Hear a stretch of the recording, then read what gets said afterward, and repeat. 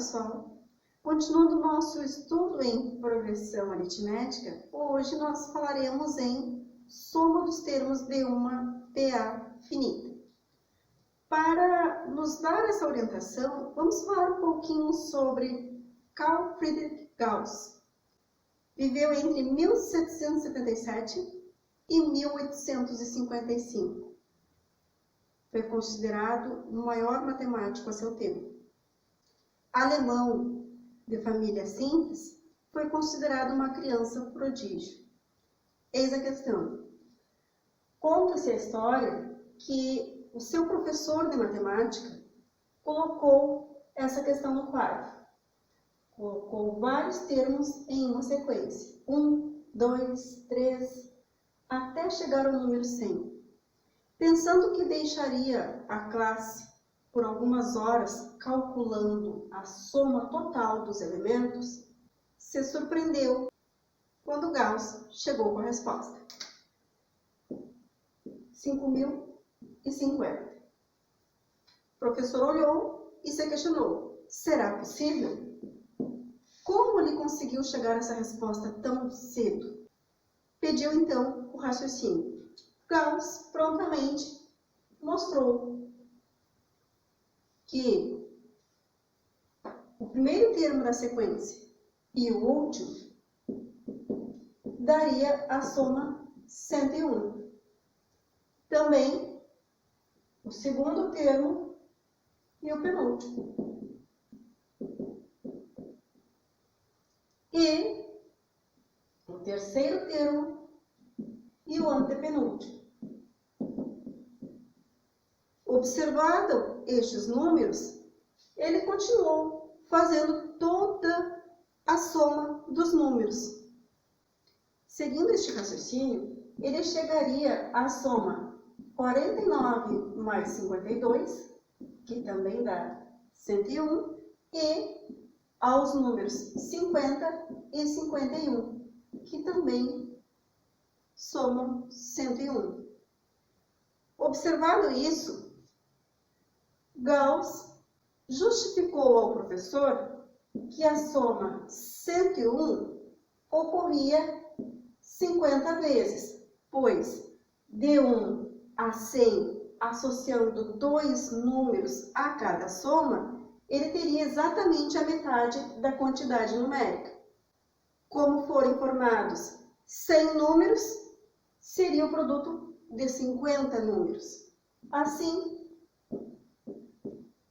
ele chegou ao valor 5.050. Inspirado neste raciocínio matemático, nós vamos observar que em qualquer soma podemos ter a soma dos n elementos, que equivale à soma entre o primeiro número e o seu último número, multiplicado pelo número de números que compõem essa PA.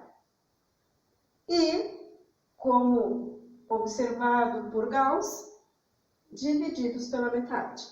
Essa, então, seria a nossa fórmula, ou a relação, para que a gente chegue à soma dos n elementos de uma PA finita. Vamos ver alguns exemplos. Exemplos. Dada a PA 5, 8 ao infinito, determine a soma de seus 4 primeiros termos. Então, são 4 termos que nós vamos somar. Lembrando que nossa soma é Sn igual a 1 mais An vezes n divididos por 2. Para poder definir a soma, nós vamos precisar, então, do nosso termo A1, An e dn. No caso, A1, primeiro elemento que veio, o termo sim. An não veio, já que trouxe apenas 2 termos, mas pediu 4 primeiros termos. Então, nós sabemos que serão 4 termos analisados. Vamos ter que definir o nosso termo A4. Quem seria o nosso A4? Vamos lembrar que nós temos um termo geral definido por An igual a 1 mais n menos 1 vezes R. Então, nós vamos precisar agora da razão. A1 corresponde ao número 5, mais n menos 1, 4 menos 1, vezes a razão. A razão nós podemos obter fazendo A2 menos A1. 8 menos 5, 3. Então, razão equivale a 3.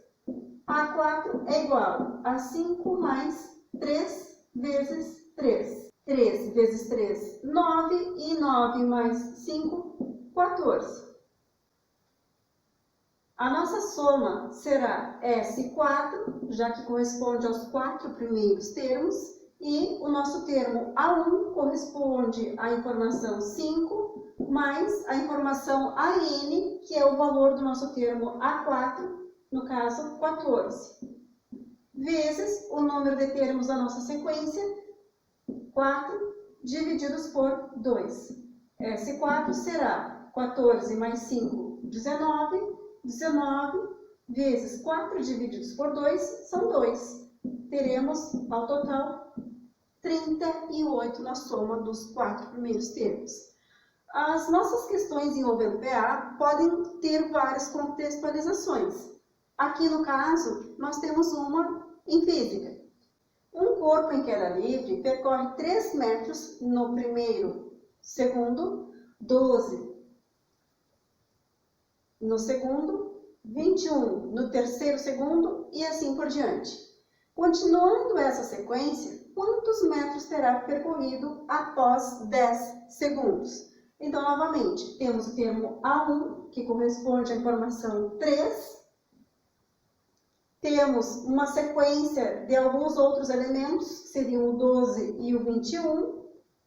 E não temos a informação do nosso 10º segundo.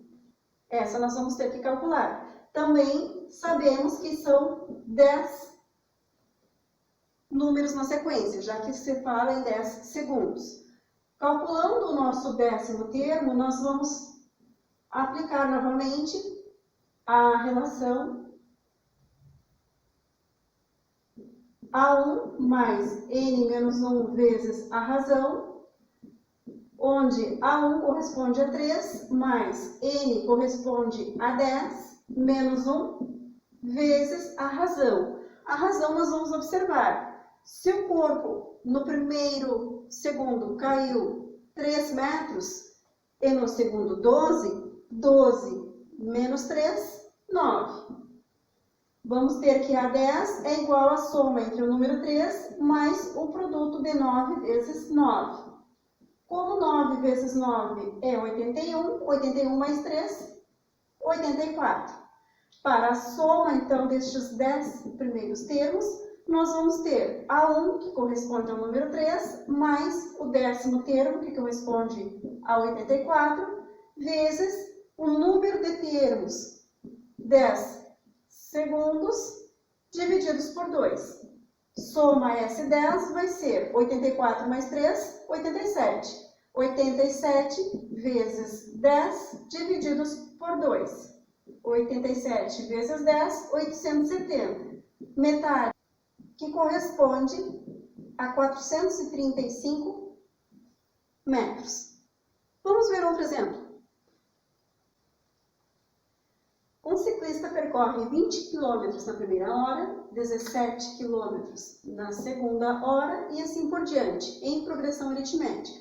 Quantos quilômetros percorrerá em 5 horas? Primeiro, então, nós vamos destacar as informações S e N, que serão 5 horas, 5 análises, A1, que é o primeiro termo, 20 quilômetros.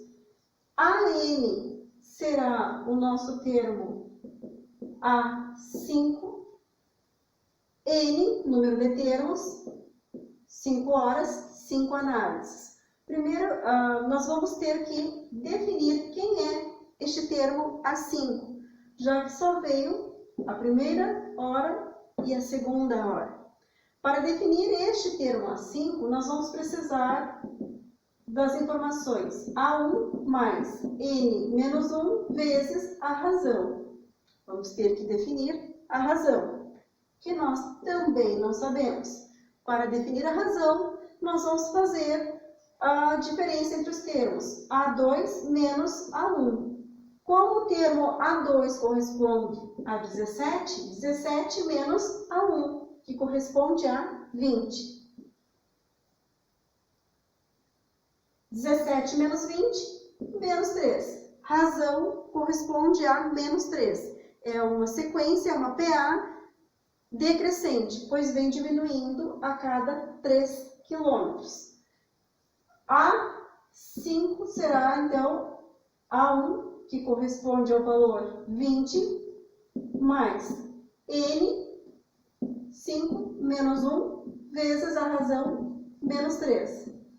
A5 é igual a 20 mais 4 vezes menos 3. 20 mais vezes menos, menos 4 vezes 3, 12.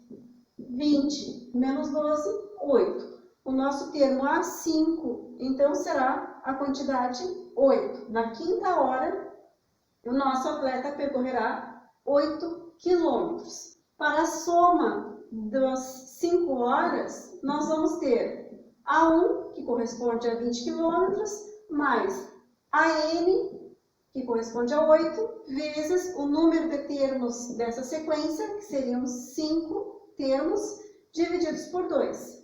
S5 vai ser 28 vezes 5 divididos por 2. S5 será, como 28 divididos por 2 são 14, 14 vezes 5, 70. 70 quilômetros. Era isso. Acompanhe no canal. Na próxima aula veremos a relação existente entre PA e a função afim. Até lá!